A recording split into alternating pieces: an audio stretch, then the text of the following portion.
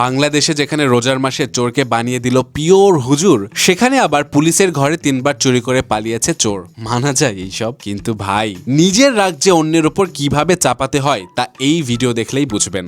মজার ভিডিওর সাথে থাকছে অদ্ভুত চোরের কীর্তিকলাপ নিয়ে আজকের ভিডিও। সো রমজান মাসে এমন ফজিলতপূর্ণ কাজ করে তো ভাইরাল চট্টগ্রাম বিশ্ববিদ্যালয়ের পোলা পাইন। এখন কাহিনী যেটা হলো, এই যে টুপি পরা ভদ্রলোককে দেখছেন, ইনি কিন্তু আসলে চোর, যে কিনা রোজার মাসে মোবাইল চুরি করতে এসে খায় ধরা। কিন্তু স্বাভাবিকভাবে আমরা যেমন দেখি চোর ধরা পড়লে তাকে বেঁধে উত্তম মাধ্যম দেয়া হয় বা পুলিশের কাছে দেয়া হয়, কিন্তু সেখানে এই চোর মহাশয়কে পাঠ করানো হচ্ছে সূরা।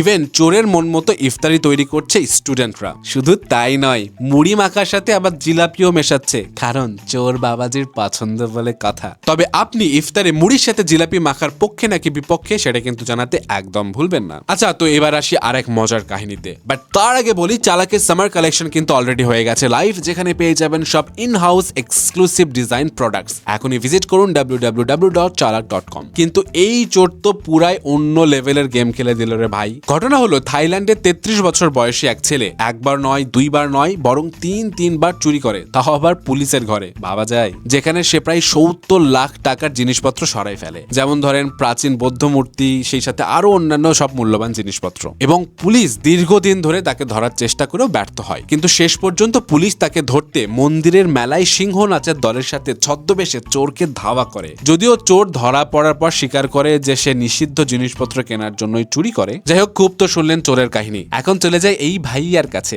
যিনি রাগের মাথায় এমন এক কাজ করে বসলো যা দেখলে আপনিও বলবেন ইয়ে কি। এখন ঘটনা হচ্ছে, ইন্ডিয়ার এক রেলওয়ে প্ল্যাটফর্মে যাত্রী যখন লেট করে ট্রেন ধরতে না পারে, তখন রাগের মাথায় সে ট্রেনের উপর পানি ফেলতে শুরু করে এবং তার এই কাণ্ডে সেখানে থাকা যাত্রীরাও ভিজে যায়।